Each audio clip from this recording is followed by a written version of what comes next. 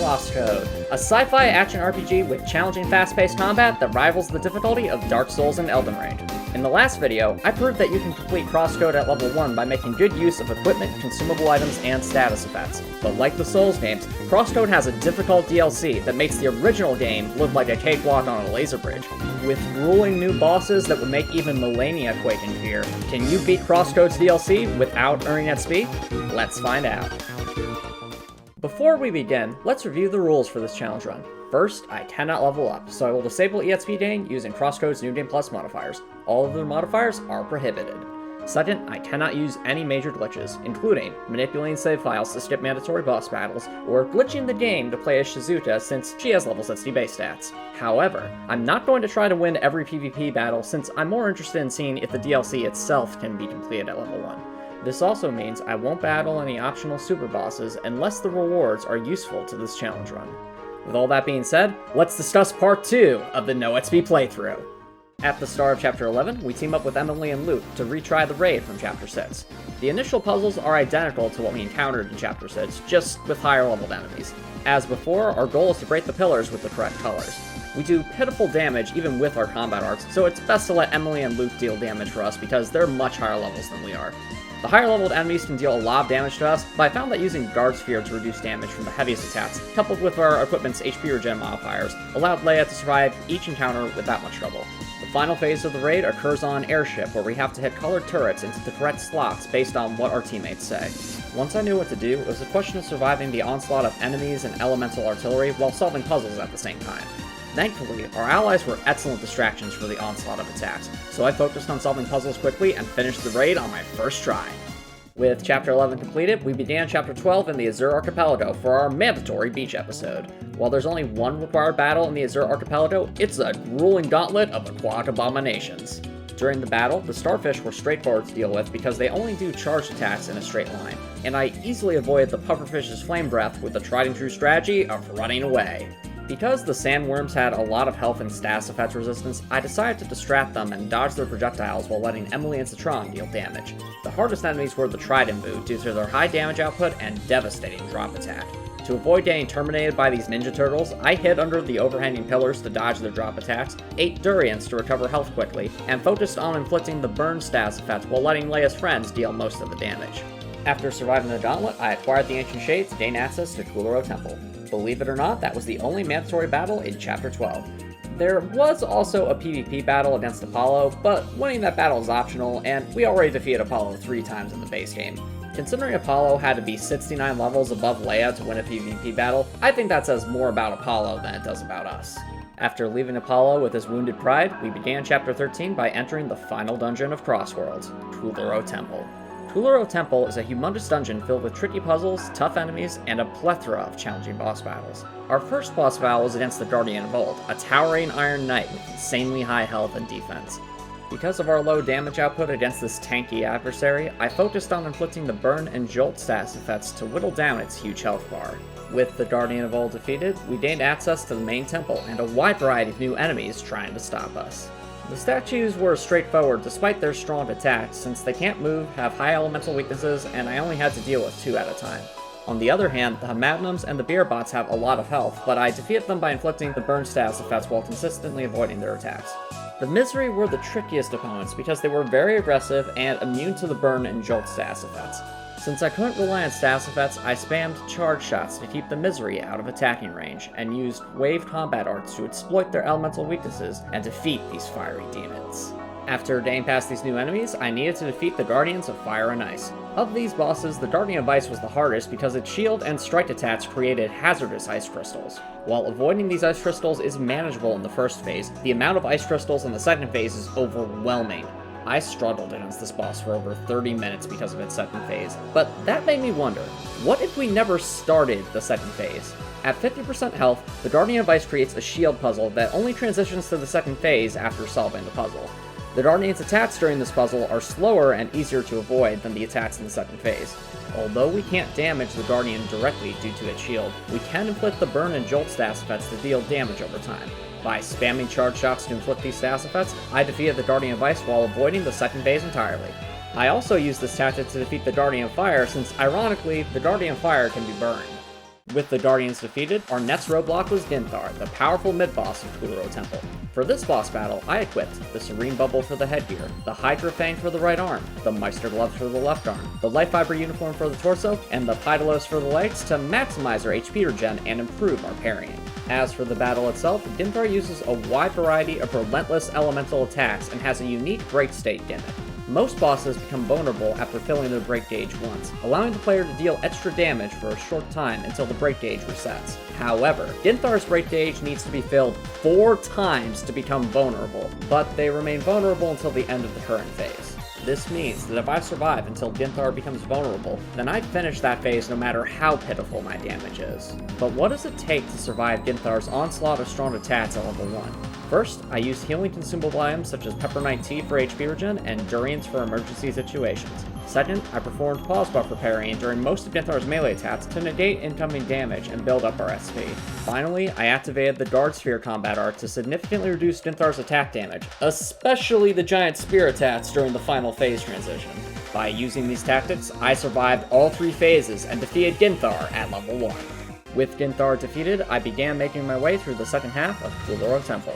The Chrysalids were quite challenging because they worked in groups to attack in rapid succession. Because consumable items couldn't offset the damage I took and pause buffer parrying wasn't viable against these rapid attacks, I switched the Meister Gloves for the Infinity Spiral Drill to increase my attack power and max HP. I also spammed elemental combat arts that the Chrysalids were weak to, allowing me to maximize my damage output. By attacking the Chrysalids as relentlessly as a dog eating the Thanksgiving turkey, I survived these elemental encounters. Besides the Chrysalids, there weren't any new enemy types to worry about, and I easily defeated the Guardian bosses with our tried and true strategy of setting everything on fire. However, some battles were surprisingly difficult, especially the room filled with 27 statues. Although statues are stationary and predictable, facing 3 at once is challenging because their attacks occur in rapid succession and can easily trap us if we're not careful. To avoid getting wombo comboed by these tyrannical towers, I ran around the edge of the arena to give myself more time to evade their attacks and avoid getting trapped. I also used consumable items for emergency healing, and focused on dodging the ice statue attacks since a single volley could delete my entire health bar. Finally, I used Guard Sphere to reduce damage during color combo attacks, allowing me to prioritize one pillar at a time to make the battle easier. By employing these strategies, I toppled these tyrannical towers and made it to our next roadblock, the Fall. The Fall is an insane gauntlet where we must defeat 4 waves of enemies and 6 Guardian bosses with no checkpoints. Because there are so many enemies to defeat, I chose equipment that would maximize our health bar and HP regen to improve our survivability. With my loadout decided, I began my descent into the Fall. Although the Statue Guardians were intimidating, the waves of normal enemies were the bigger threat since they could easily overwhelm me. When faced with normal enemies, my main strategy was to defeat the Chrysalids first so that I could focus on the tougher enemies more easily. I also drank more sweet berry tea than General Iroh in a tea shop to bolster my HP regen during the battles. And once a platform was clear of enemies, I waited to recover HP and ate a consumable item to give myself a slight advantage for the next platform. After 80 minutes of constant battles and excruciatingly close calls, I survived this insane gauntlet at level 1 with my sanity in check. But while I was celebrating surviving the Fall, little did I know that the next boss battle could end the challenge run. I'd faced countless challenging bosses before, from the endurance test of the creator to the insane aggression of Shizuka, but they all pale in comparison to Kuluro Temple's final boss, Di'Orbis. Di'Orbis is the god of the sphere, a mighty deity ready to unleash his wrath upon us, and he's not alone. Fighting under his command are Enel, Dairo, Quinn, and Goni, 4 elemental gods with devastating movesets. To even attempt to damage Di'Orbis, we need to defeat the other gods enough times to make Di'Orbis reveal himself. Therein lies the problem. Each elemental deity has 60,000 HP with high defense stats, and Di'Orbis has 200,000 HP with high defense stats. While we could get away with our low attack stats against Gynthar, Di'Orbis' health and defense are simply too strong for our current equipment.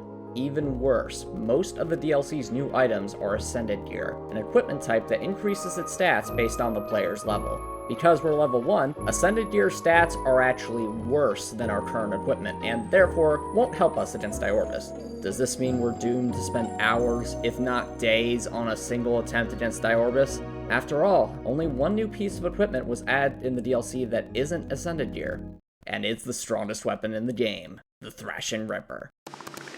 At first glance, the Thrashing Ripper doesn't look too impressive. After all, most endgame weapons have an attack stat between 120 and 135, so the Thrashing Ripper's 158 attack stat is higher, but not by much. However, the Thrashing Ripper has a 75% assault modifier that creates energy waves during melee attacks to deal extra damage. This effectively means that for melee attacks, the Thrashing Ripper has a colossal 277 attack stat, more than double the next strongest weapon. To get the Thrashing Ripper, we must complete the Tremors of the Past side quest by defeating the Tremmy boss battle. Tremmy is a powerful robot chicken that uses wave slams, flying icicles, and fiery lasers to scramble our eggs. Though I used the burn status effect as our main way to deal damage, Tremmy's wave slam was very difficult to dodge and has lingering heat-seeking projectiles that are tricky to avoid. Even worse, Tremmy's lasers are nearly impossible to dodge and practically guarantee that we get burned. Even with consumable items, I couldn't outlast Tremmy simply by avoiding attacks. We needed a new, more aggressive strategy, and our hope rested on using Tremmy's break gauge gimmick. When Tremmy's break gauge is filled, they temporarily lose their elemental aura, severely weakening their attacks. If I could fill Tremmy's break gauge consistently, then it would be much easier to survive their attacks. While it's difficult to fill Tremmy's break gauge with normal attacks, the stream chat recommended using Homing Wisp instead. Homing Wisp is a level 1 combat art that releases a burst of electric homing projectiles. Because each projectile counts as a normal attack, speedrunners use Homing Wisps to fill break gauges quickly during boss battles. Having never used Homing Wisp before, I was blown away by how quickly it eviscerated Tremmy's break gauge. By spamming Homing Wisp to break Tremmy's aura and using fire attacks to apply the burn status, I turned this boss battle sunny side up and unlocked the Thrashing Ripper. With our wonder weapon in hand, all that remained was to buy consumable items and choose the rest of our equipment for the boss battle. For consumable items, I bought Sweetberry Tea for HP regen, Durians for emergency healing, and Spicy Beto types to increase our melee damage. As for equipment, this was the loadout I chose. I picked the Furious Hothead and the Lunatic Paws for the headgear and leggings because they have strong passive modifiers and the highest attack power in their categories. For weapons, I chose the Thrashing Ripper and the Hydra Fang to maximize the assault modifier and provide HP regen. Finally, I chose the Life Fiber uniform for the chest armor because of its strong HP regen and extra health. While I could have chosen the Zealous Lamellar to deal more damage, I decided that the Life Fiber uniform's survivability would be crucial for a long battle. After choosing my equipment and spending all of Leia's life savings on overpriced food, I returned to Kuluro Temple to battle Di'Orbis. Before I discuss Di'Orbis' attack patterns in depth, it's worth reviewing some important strategies that I used throughout the boss battle. First, always stand to the bottom left of Di'Orbis when he summons the gods, and pause buffer to determine who is being summoned. By choosing the opposite element of the god being summoned, we can deal solid damage to them before they disappear. Second, eat consumable items in between attack cycles to maintain damage and HP regen buffs. If our HP drops below half health, eat a durian for emergency healing. Otherwise, alternate between eating spicy Beto types and drinking Sweetberry Tea. Third, spam the Homing Wisp combat art to build up Di'Orbis' first break gauge for each phase. For each subsequent cycle, however, use melee attacks to fill the break gauge because it will always start half full. Finally, stay directly above Di'Orbis after breaking his guard so that our attacks bypass his shield. This lets us switch to neutral arts to reduce our elemental overload while still dealing decent damage to Di'Orbis. Although these strategies build a solid foundation, it won't amount to much if we can't survive the wrath of the gods. Each of the 4 gods has a normal, strong, and super attack that we need to avoid. With practice, many attacks can be dodged consistently by dashing at the right time, including Gwyn's normal and strong attacks, all of Goni's attacks, and Dairo's normal and strong attacks. We can also avoid Dairo's super attack by dashing, but we need to be careful not to get trapped between the lingering icicles, or else we'll get wombo comboed by any follow-up attacks. I found that moving to the bottom corners of the arena was the best way to avoid getting trapped, since it would give us the most space to maneuver. While I could avoid those attacks after some practice, Gwyn's super attack and all of Enel's attacks were either too accurate or far-reaching to dodge consistently. But what if we didn't need to dodge them? After all, it doesn't matter how accurate an attack is if we're not the target. Introducing Warp Decoy, a level 1 combat art that lets us distract our enemies with a fake hologram. By creating a Warp Decoy and running away from the enemies, we can avoid the most difficult attacks by doing absolutely nothing. Now that we can avoid every attack from the lesser gods, our final hurdle was surviving Di'Orbis' phase transitions. Between every phase, Di'Orbis creates a short planet puzzle for us to solve, followed by a relentless barrage of elemental attacks. Many of my earlier attempts to defeat Di'Orbis at level 1 were ended by these difficult phase transitions, but those failed attempts taught me 3 useful strategies. First, drink sweet berry tea after each planet puzzle, since this will give us extra HP regen throughout the entire barrage. Second, use warp decoy to avoid the light spear attacks at the end of each phase, since their insane damage and accuracy make them difficult to dodge consistently. Finally, save at least 3 SP for the final phase transition, since we'll need warp decoys to survive 3 devastating line attacks.